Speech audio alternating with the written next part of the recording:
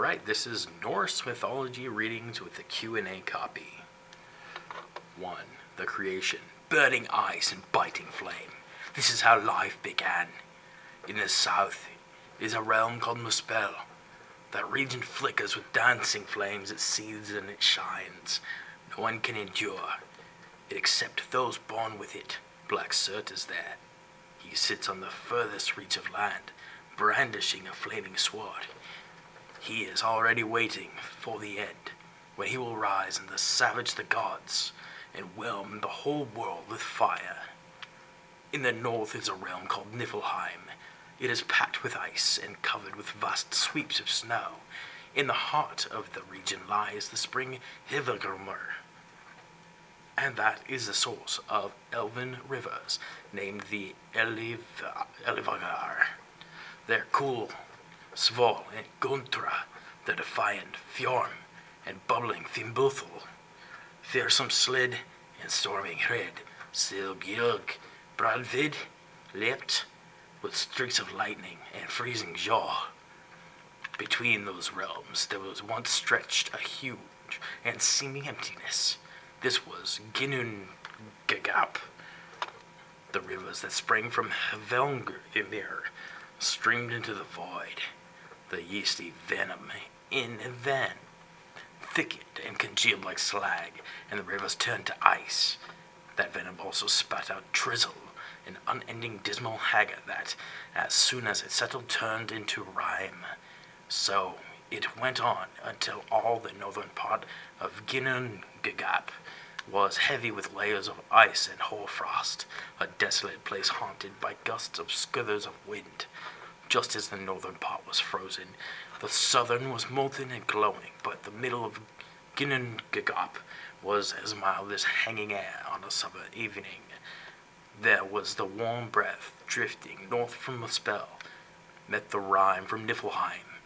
It touched it and played over it, and the ice began to thaw and drip. Life quickened in those drops. They took the form of a giant. He was called Myr. Ymir was a frost giant. He was evil from the first. While he slept, he began to sweat. A man and woman grew out of the ooze under his left armpit, and one of his legs fathered a son on the other leg. Ymir was the forefather of all the frost giants, and they called them Argelmir. As more of the ice in Ginnungagap melted, the fluid took form of a cow. She was called Adumla. Ymir fed off the 4 rivers of milk that coursed from her teats, and Adumla fed off the ice itself. She licked the salty blocks, and by the evening of the first day, a man's hair had come out of the ice. Adumla licked more, and by the evening of the second day, the man's head had come. Adumla licked again, and by the evening of the third day, the whole man had come. His name was Buri. Buri was tall, strong, and good-looking. At a time he had a son called Bor, and Bor married a daughter Bothor, one of the frost giants. Her name was Bestla, and she mothered 3 children, all of them sons. The first was Odin, the second was Vili, and the third was Ve. All this was in the beginning, before there were waves of sand, the sea's cool waves waving grass. There was no earth and no heaven above, only Muspel and Niflheim, and between them Ginnungagap. The 3 sons of Bor had no liking for Ymir and the growing gag of unruly, brutal frost giants. As time went on, they grew to hate them. At last, they attacked Ymir and killed him. His wounds were like springs.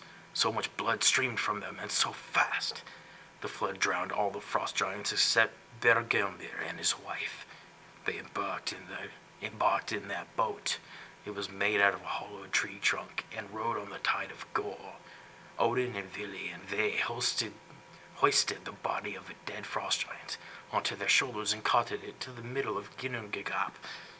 That is, where they made the world from his body. They shaped the earth from Ymir's flesh, on the mountains from his unbroken bones. From his teeth and jaws and the fragments of his shattered bones they made rocks and boulders and stones. Odin and Vili and Ve used the welter of blood to make landlocked lakes to make the sea. After they had formed the earth, they laid rocking ocean in a ring right round it, and it is so wide that most men would dismiss the very idea of crossing it. Then the three brothers raised Ymir's skull and made the sky from it, and placed it on its four corners, reached to the ends of the earth. They set a dwarf under each corner, and their names were East, West, North, and South. Then Odin and Vili and Ve seized on the sparks and glowing embers from a spell and called them sun and moon and stars. They put them high in the Ginnungagap to light heaven above and earth below. In this way, the brothers gave a star to its proper place. Some were fixed in the sky, others were free to follow the paths appointed for them. The earth was bound round and lay within the ring of the deep sea. Along the strand of sons of Bor marked out tracts of lands and gave them frost giants and the rock giants. And there, in Jotunheim, the giants settled and remained. They were so hostile that the three brothers built an enclosure further inland around the vast area of the earth. They shaped it out of Ymir's eyebrows. They called it Midgard. The sun warmed the stones and the earth there, and the ground was green with sprouting leeks. The sons of Bor and Ymir's brains as well. They flung them up into the air and turned them into every kind of cloud. One day Odin and Vili and Ve were striding along the frayed edge of the land, where the earth meets the sea. They came across two fallen trees with their roots ripped up from the ground. One was ash, the other was elm. Then the sons of Bor raised them and made from them the first man and woman.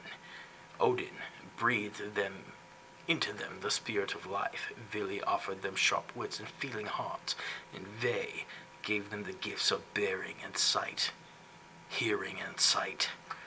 The man was called Ask and the woman Embla, and they were given Midgard to live in. All the families and nations and races of men are descended from them. One of the giants living in Jotunheim, Narvi, had a daughter called Night, who was dark-eyed, dark-haired, and swarthy, as the rest of her family. She married 3 times. Her first husband was a man called Naglfari, and their son was Aud.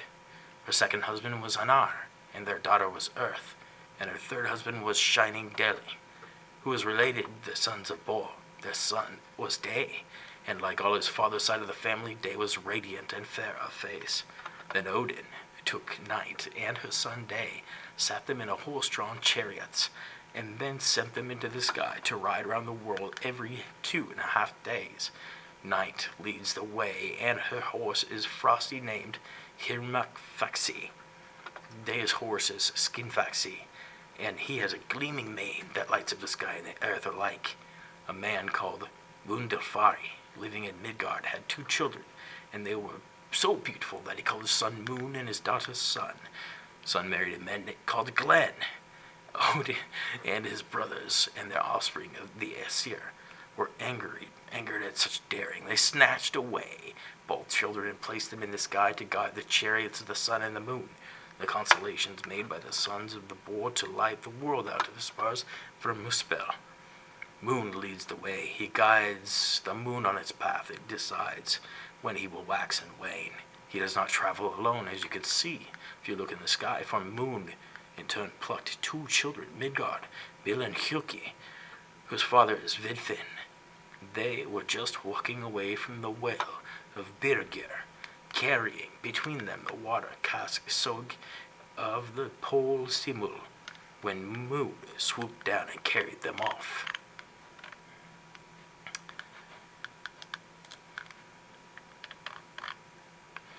Sun follows behind. One of the horses called Arvak because he rises so early, and the other Osfid because he's immediately strong, immensely strong. The Aesir inserted iron-cold bellows under the shoulder blades to keep them cool. Sun always seemed to be in such a great hurry, and that is because she is chased by Skull, the wolf who is always snapping and growling behind her. In the end, he will catch her, and the wolf that races in front of the sun is Hati. He is after Moon and will run him down to the end. Both wolves are the sons of the aged giantess who lived in Ironwood, east of Midgard. After the sons Bor had made the first man and woman, and set night and day, moon and sun in the sky, they remembered that maggots that had squirmed and swarmed over Ymir's flesh crawled out over the earth. Then they gave them wits in the shape of men, but they lived under the hills and mountains in rocky chambers of the grottos and caverns. These man-like maggots are called dwarfs. Lord Sornir is the leader and his deputies therein. So the earth was fashioned and filled with men and giants and dwarfs, surrounded by the sea and covered by the sky. Then the sons of Bor built their own realm of Asgard, a mighty stronghold, a place of green plains and shining palaces over Midgard. The two regions were linked by the Bifrost, a flaming rainbow bridge. It was made of the three colors with the magic of great skill and is wonderfully strong. All of the Aesir, the guardians of men, crossed over and settled in Asgard. Odin Allfather is the oldest and greatest of them all. There are 12 divine gods and 12 divine goddesses, and a great assembly of the other Aesir. And this was just the beginning of all that has happened, remembered or forgotten, in the regions of the world. And all that has happened in all the regions of the world lie under the branches of the ash of Yggdrasil, greatest and the best of trees. It soars over all that is. Its three roots delve into Asgard, Jotunheim, and Niflheim. There is a spring under each. A hawk and eagle sit in it, and a squirrel scurries up and down it. Deer leap within and nibble at it. The dragon devours it and is sprinkled with dew. It gives life to itself, gives life to the unborn. The winds whirl round it, and Yggdrasil croons and groans. Yggdrasil always was and is and will be.